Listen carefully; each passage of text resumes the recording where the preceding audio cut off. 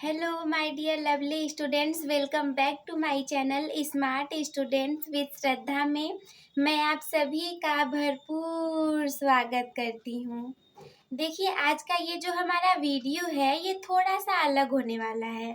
और पता है क्योंकि इसमें मैं आपको ये नहीं बताऊंगी कि आपको टॉपर कैसे बनना है, बल्कि ये बताऊंगी कि वो कौन सी गलतियां हैं जिनको अगर आपने अवॉइड नहीं किया तो आप टॉपर नहीं बन पाएंगे, जिनको अगर आपने अवॉइड किया तब तो आप टॉपर बनेंगे ही बनेंगे।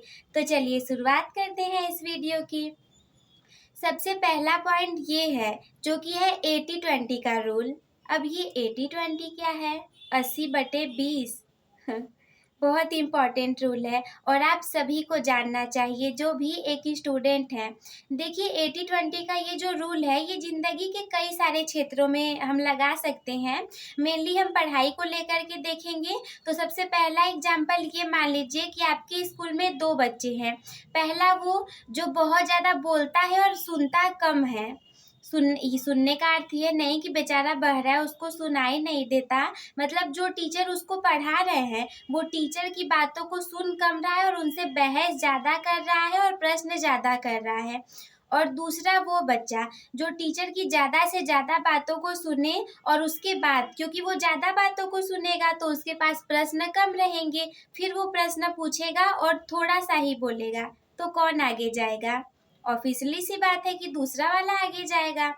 देखिए, 80-20 का रूल यही बताता है कि 80% आप स्टूडेंट्स को टीचर को लिसन करना है, मतलब आपको 80% तक उनको सुनना है और 20% बोलना है। जो आपका बोलने वाला काम है वो सुनने वाले से कम होना चाहिए।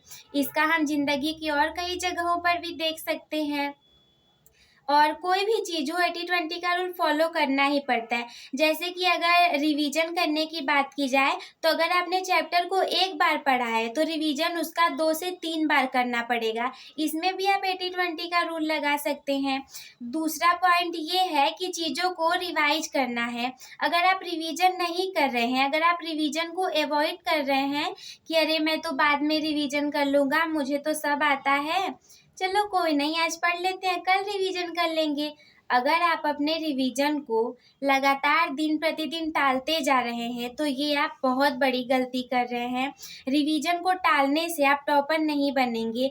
अंत में आपको यही देखना पड़ेगा कि वही प्रश्न आए रहेंगे परीक्षा में जिनको आपने पढ़ा रहेगा, आपको आते रहेंगे, लेकिन रिवीजन की कमी होने की वजह से आप उन्हें याद नहीं कर पाएंगे, मेमोराइज नहीं कर पाएंगे चीज़ों को, तो आप उसे नहीं लिख पाएंगे, फिर आपको बहुत पछतावा होगा। तो आपको जो रिवीजन है उसको अवॉइड नहीं करना है। तीसरा पॉइंट ये है कि आपको एनसीईआरटी की बुक्स पढ़नी है।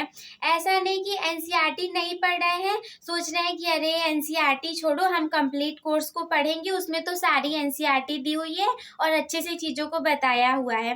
ठीक है, अगर आप कोई साइड बुक रख रहे हैं तो कोई गलत बात नहीं है, आप रख सकते हैं, लेकिन एनसीईआरटी मस्ट है, उसको ज़रूर से ज़रूर स्टडी करना है, वो भी लाइन बाय लाइन। क्योंकि हमारी जो परीक्षा में नई शिक्षा नीति है और जो इस समय प्रश्न पूछे जा रहे हैं वो सारे के सारे इसी बेसिस पर पूछे जा रहे हैं जो कि एनसीईआरटी पर आधारित हैं। आपके एग्जाम में जो क्वेश्चंस आएंगे वो साइड बुक से नहीं, एनसीईआरटी से पूछे जाएंगे। तो बस यही है तीसरा पॉइंट कि एनसीईआरटी को अवॉइड बिल्कुल नहीं करना है, उसको आप लोगों को पढ़ते जाना है। और अगर पढ़ नहीं पा रहे हैं तो कम से कम उसका जो अभ्यास प्रश्नावली है उसको तो ज़रूर से ज़रूर सॉल्व करना है, उसको आपको बिल्कुल भी नहीं अवॉइड करना है। और चौथा पॉइंट ये है कि आपको अपने ऊपर विश्वास और कॉन्फिडेंस को अवॉइड नहीं करना है। अगर आपने सोचा अरे इस समय कम पढ़ लेता हूँ, बाद में पढ़ लूँगा और मैं तो ये कर ही नहीं सकता, अरे इसको अवॉइड करो। अब ये करना है कि आप लोगों को अच्छे से अपने अंदर सेल्फ कॉन्फिडेंस लाइए, मैं ये कर सकता हूँ। और मैं हमेशा सभी बच्चों से यही कहती हूँ कि आप ये कर सकते हैं, you can do it. Video देखने के लिए धन्यवाद और इन सभी पॉइंट्स का अच्छे से ध्यान रखिएगा। Bye bye.